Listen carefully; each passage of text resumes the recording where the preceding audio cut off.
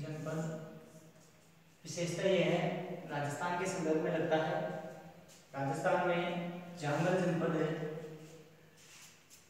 महाभारत है,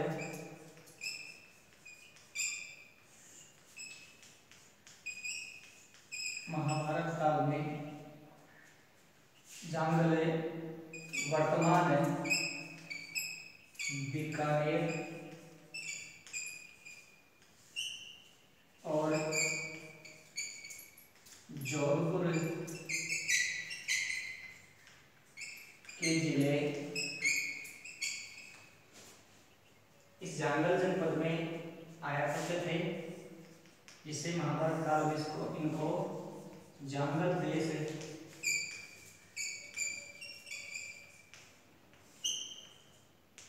जांगल देश कहते हैं।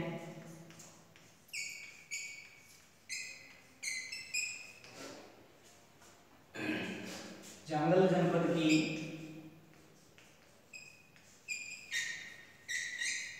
राजधानी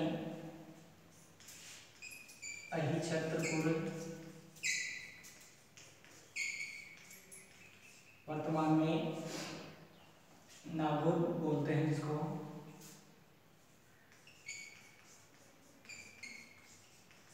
वर्तमान में नागौर बोलते हैं, ध्यान रखना। इसकी जांगल जनपद की जो राजधानी अहिछत्रपुर जो नागौर है, वह चौहानों की राजधानी भी रही हुई है। चौहानों की राजधानी भी रही हुई है। इसी जांगल का जो बीकानेर जिला और जो जोधपुर जिला लगता है, बीकानेर के राजा स्वयं को बीकानेर के राजा स्वयं को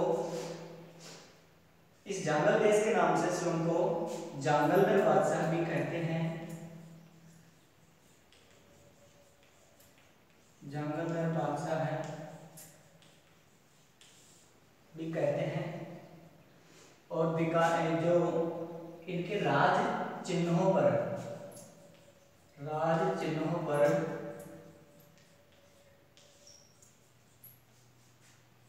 जय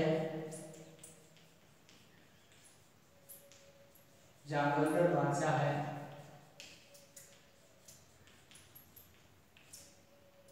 जय जांगलधर बादशाह है लिखा हुआ मिलता है। इसी जांगल जनपद को कहीं कहीं कुरु जांगला या माद्रेह जांगला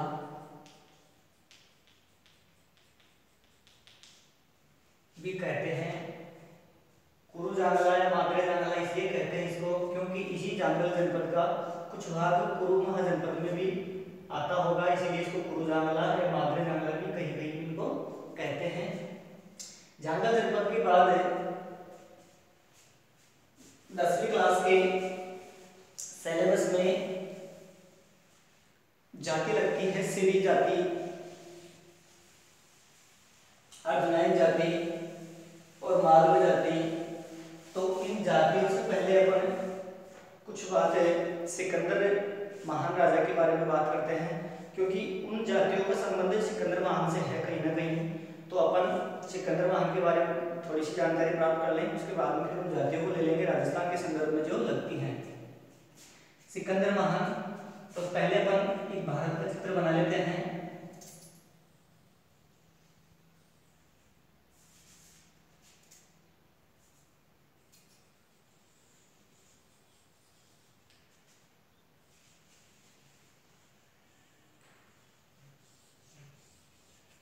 देखिए, जो सिकंदर महान था, सिकंदर महान है, सिकंदर महान लग रहा है इसके। तो सिकंदर महान इसको इसलिए कहा जाता था कि इसने बचपन में ही पूरे विश्व को जीतने का एक सपना देख लिया था और भारत को भी विजित करने का एक सपना देखा था सिकंदर महान ने। तो सिकंदर महान ने के पिता का नाम फिलिप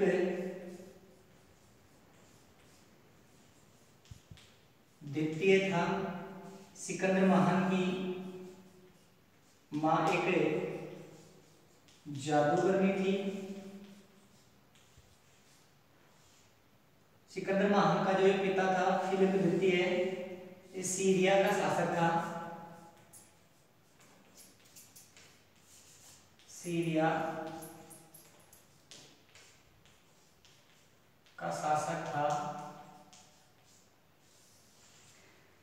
और इसी सिकंदर महान का गुरु अरस्तु था। अब जिसे राजा का गुरु ही अरस्तु जैसा हो जाए तो महान तो होना था ही। ये अरस्तु अपने पॉलिटिकल में भी चलता है, तो नाम सुना होगा अरस्तु। तो ये है अरस्तु, इसी सिकंदर महान का राजा था। और सिकंदर महान का एक घोड़ा था, घोड़े का नाम है ब्यूकोफेलस। ब्यूकोफेलस जैसे अपने महाराणा प्रताप के घोड़े का नाम चेतक था, वैसे ही इसके घोड़े का नाम ब्यूकोफेलस था। याद हो जाएगा ब्यूकोफेलस। वैसे 10वीं क्लास के सिलेबस में लगता तो नहीं है, लेकिन सिकंदर महान को पढ़ेंगे अपन, तभी उन जातियों के बारे में अध्ययन करेंगे जो राजस्थान में अपने जातियां आई थी। तो कहते हैं कि सिकंदर महान ने बचपन में पूरे विश्व को जीतने का एक सपना देख लिया था।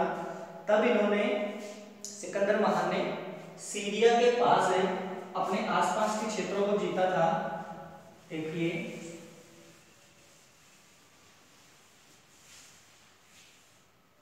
जैसे मान लीजिए ये पाकिस्तान हो गया, अफगानिस्तान, ईरान, इराक वगैरह, ये मिस्र वगैरह। तो इन्होंने इस क्षेत्र से जीतता हुआ अपने, सबसे पहले इन्होंने इराक को जीता। इसको जीतने के बाद उन्हें एशिया माइनर में प्रवेश किया। एशिया माइनर में प्रवेश करने के बाद में इसने मिस्र को हराया। मिस्र को हराने के बाद में अफगानिस्तान को हराया। अफगानिस्तान को हराने के बाद में अब यह है सिकंदर महान राजा भारत की तरफ प्रस्थान करता है।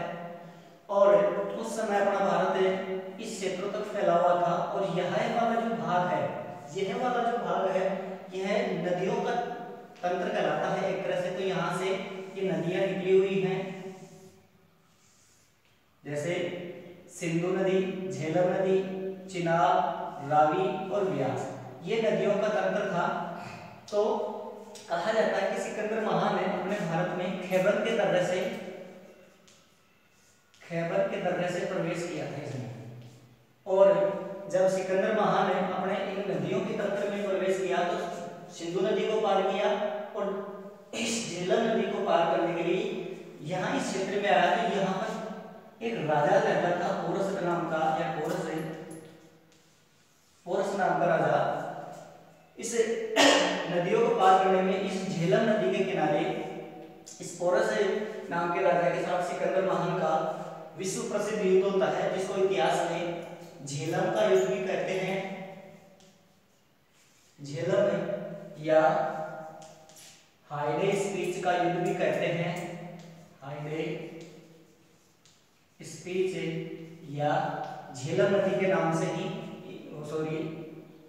बिदस्ता का युद्ध भी कहते हैं। बिदस्ता, झेलम का युद्ध, हाइडे स्पीच का युद्ध और बिदस्ता का युद्ध भी कहते हैं। कहा जाता है पोरस नाम का जो राजा था यह स्वाभिमानी राजा था, स्वाभिमान के लिए जाना जाता था। इन दोनों के मध्य युद्ध होता है। और जब युद्ध होता है तो इस युद्ध में सिकंदर महान ने पोरस नाम के राजा को बंदी बना लेता है। और बंदी बनाने के बाद में उस राजा को कहता है कि आपके साथ क्या सलूक किया जाए, छोड़ दिया जाए या मार दिया जाए। तब इस पोरस राजा ने कहा था, बड़ा ही स्वाभिमानी राजा था, कि एड़िया रगड़ या दुश्मनी निकाल ले। भाई समझ रहा है तो आप गले लग, और दुश्मन समझ रहा है तो मन की हसरत निकाल ले। कहा जाता है कि इस पोरस नाम के राजा को सिकंदर महान ने गले लगा लिया था। उसके बाद में इस राजा को छोड़ दिया था।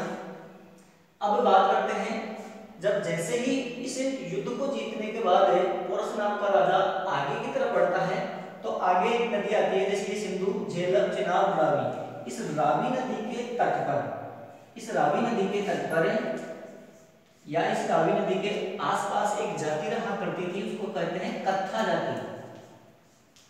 कत्था जाति को सिकंदर महान ने हराया। जब सिकंदर महान ने कत्था जाति को हराया तो इसी क्षेत्र में आसपास कुछ अन्य और जातियां रहा करती थी जो अपने राजस्थान के संदर्भ में आएंगी। जैसे एक जाति है सिवी जाति, दूसरी है मालव जाति, तीसरी जाति है अर्जुनायन जाति। इन तीनों जातियों का संबंध अपने राजस्थान से लगता है, इसीलिए मैंने सिकंदर महान के बारे में बताया। इन तीनों जातियों को 1 मिनट के लिए आप छोड़ दीजिए, कुछ देर बाद में इनके बारे में अध्ययन करेंगे। उससे पहले अपन सिकंदर महान को ले लेते हैं। तो कहा जाता है कि रावी नदी के तट पर जब कत्था जाति को इन्होंने हराया तो कत्था जाति हराने के बाद में यह व्यास नदी के तट पर आता है। सिकंदर महान व्यास नदी के तट पर आता है और इसी व्यास नदी के तट पर आते आते इनकी सेना ने, सिकंदर महान की सेना ने युद्ध करने से मना कर दिया, अर्थात आगे बढ़ने से मना कर दिया। और सिकंदर महान का एक सेनापति जिसको जलीय सेनापति बोलते हैं, उस जलीय सेनापति का नाम था निर्याकस। निर्याकस नाम था और इन सेनापतियों ने मना कर दिया आगे बढ़ने से। फिर कहा जाता है कि सिकंदर महान ने कहा कि चलो ठीक है, बाद में आ जाएंगे, चलते हैं वापस से। तो जाते समय वापस जाते समय सिकंदर महान का बेबीलोन में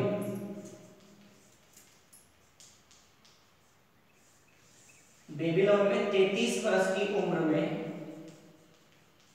मृत्यु हो गई थी सिकंदर महान की। कहा जाता है कि अपने भारत में 19 महीने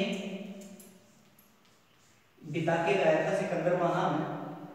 बेबीलोन में जब सिकंदर महान की मृत्यु हुई तो कहा जाता है कि जब यह मृत्यु होने वाली थी तो 10-15 दिन पहले सिकंदर महान ने अपने मंत्रियों वगैरह से कह दिया था कि मेरी मृत्यु हो जाए, मृत्यु के बाद में आसपास के और देशों विदेशों नगरों से सभी डॉक्टरों को बुला लेना और जो मैंने जितने भी युद्ध अभियानों में युद्ध जीता है, जो धन कमाया है, उस धन को मेरे जनाजे में रास्ते में बिछा देना ताकि दुनिया ये देख सके और डॉक्टरों का काफिला भी मेरे पीछे होना चाहिए ताकि दुनिया देख सके कि जब मृत्यु आती है तो मृत्यु के समय न तो डॉक्टर बचा पाता है और न ही धन काम आता है।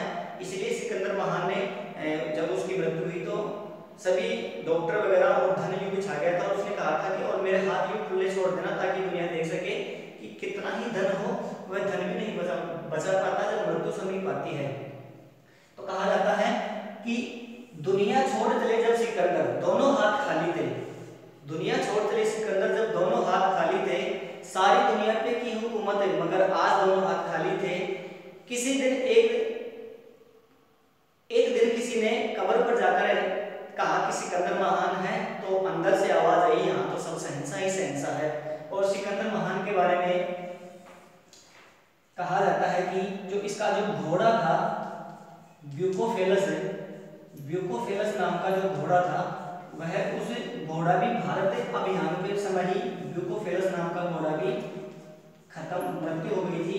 और कहा जाता है कि सिकंदर महान ने इस ब्यूकोफेलस नाम के घोड़े से ही एक नगर का भी निर्माण करवाया था, नगर बसाया था सिकंदर महान ने। यह था सिकंदर महान। और सिकंदर महान को बताना इसलिए जरूरत था कि जो अब वो जातियां जहाँ पे रावी नदी के तट पर कत्था जाति पर आया था तो अन्य जो जातियां थी सिवी, अर्जुनैन और मालव जातियां यह पंजाब की साइड में आकर बस गई थी। तो उन्हीं जातियों को लेकर अपन बात करते हैं। और जातियों के नाम से अपने राजस्थान के संदर्भ में एक जनपद लगता है सिवी जनपद।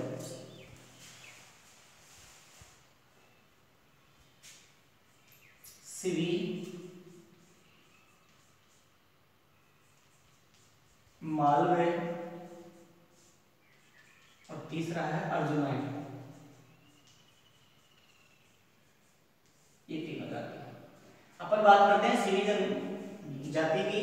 तो ये जो सिवी जाति थी उत्तरी दिशा से अपने अपने पंजाब राजस्थान के ऊपर में पंजाब के आसपास यह जाति आकर बस गई थी और इसी सिवी जाति ने अपनी राजधानी बसाई थी। उस राजधानी का नाम है शिवपुर। उस राजधानी का नाम है शिवपुर, जो आप वर्तमान में अमरकोट पाकिस्तान में है। अमरकोट पाकिस्तान में है। फिर बाद में यही सिवी जाति पंजाब से भी अपने राजस्थान के मेवाड़ क्षेत्र में आकर रही थी और मेवाड़ क्षेत्र में आकर इस जाति ने अपनी राजधानी नगरी बनाई और इसी नगरी को वर्तमान में चित्तौड़गढ़ बोलते हैं या चित्तौड़ कहते हैं। अब बात करते हैं मालवे और अर्जुनाइन जातियों की। तो ये मालवे और अर्जुनाइन जातियां भी अपने जयपुर के आसपास अजमेर के पास में टोंक जिला है, तो टोंक जिले में आकर ये दोनों जातियां सिवी और अर्जुनाइन दोनों जातियां टोंक जिले के आसपास आकर बस गई थी। और सिवी जनपद या सिवी जाति के बारे में, जनपद के बारे में कहा जाता है कि मंदसौर से 5 गुहालेख मिले हैं। मंदसौर से 5 गुहालेखों से पता चलता है कि सिवी जनपद पश्चिम तक, राजस्थान के पश्चिम तक और उत्तर दक्षिण पूर्व तक यह फैला हुआ था सिवी जनपद है। इसके अलावा आपके इतिहास के पहले पार्ट में जो जनपद हुआ करते थे वह आज जनपद कंप्लीट हो गए। अब इसके बाद में अपन अध्ययन करेंगे मौर्य वंश के राजा चंद्रगुप्त मौर्य, जो मगध का उत्थान बताया था मैंने पिछले वीडियो में, तो उसी मगध का उत्थान कैसे होता है और चंद्रगुप्त मौर्य ने मौर्य वंश की स्थापना कैसे की। तो बने रहिए मेरे साथ, तब तक के लिए धन्यवाद, नमस्कार।